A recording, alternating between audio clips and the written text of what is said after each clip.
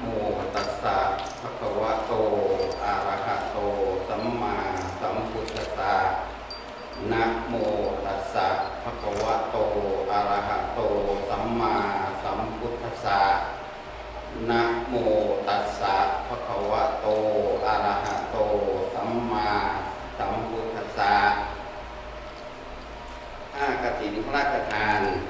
กับทั้งผ้าอานิสงส์บริวารทั้งปวงนี้ของสมเด็จพระเทพรัตนราชสุดาเจ้าฟ้ามหาจักรีสิรินธรรัศมีรัศสีมาคุณากรปิยชาติสยามบรมราชกุมารีผู้ทรงพระคุณอันประเสริฐกอบด้วยพระราชศรัทธาได้โปรดกระหม่อมพระราชทานให้ข้าพเจ้านายณัฐกิจแก้วโสวัฒนะน้อมนำมาถวายแด่พระสงฆ์ซึ่งจำพรรษาท่วนไตรมาสในอาวาสวิหารนี้ขอพระสงฆ์จงรับผ้าพระกฐินหานี้กระทำกฐินนัฏฐาการกิจตามพระบรมพุทธานุญาตนั้นเกิน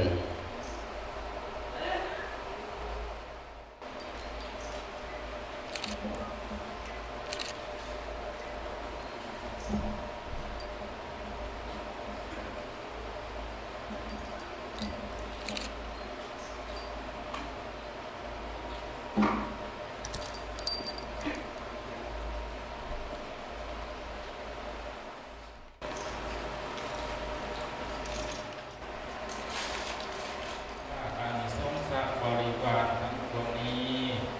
เป็นของสมเด็จพระเทพรัตนราชสุดาสยามบรมราชกุมารีผู้ทรงพระคุณอันประเสริฐทรงพระกรุณาโปรดเกล้าพระราชทานแก่นายณัฐกิจแก้วโสวัฒนะนำมาพระทานแก่พระภิกษุสงฆ์ผู้จำพรรษาการท่วนไตรมาสในอาวาสวัดศรีบุญเรืองแห่งนี้ก็แลผ้าพระกฐินทานนี้เป็นของบริสุทธิ์ถูกเลื่อนลอยมาโดยนภากาศแล้วแลตกลงในที่ประชุมสงฆ์จะได้จำเพาะเจาะจงพระภิกษุรูปใดรูปหนึ่งวันนั้นก่อนหน้ามิได้โดยมีพระบรมพุทธานุญาตไว้ว่าให้พระสงฆ์ทั้งปวงยอมอนุญาตให้พระภิกษุรูปหนึ่งเพื่อจำลองเป็นตนพระภิกษุรูปนั้นสมควรเพื่อรับผ้าพระกฐินราคามิได้บัดนี้พระสงฆ์ทั้งปวงเห็นสมควรแก่พระภิกษุรูปใดสมพร้อมกันยอมอนุญาตให้แก่พระภิกษุรูปนั้นเถิด ผ้ากฐินทานกับผ้าอานิสงส์บริวารทั้งปวงนี้ข้าพเจ้าเห็นสมควรแก่พระอธิการทิพากรอาชิโต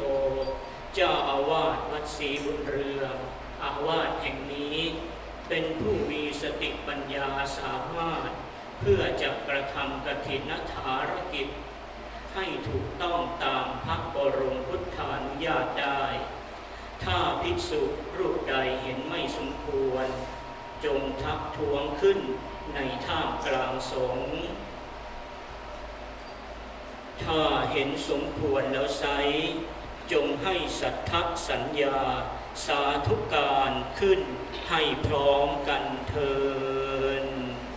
สา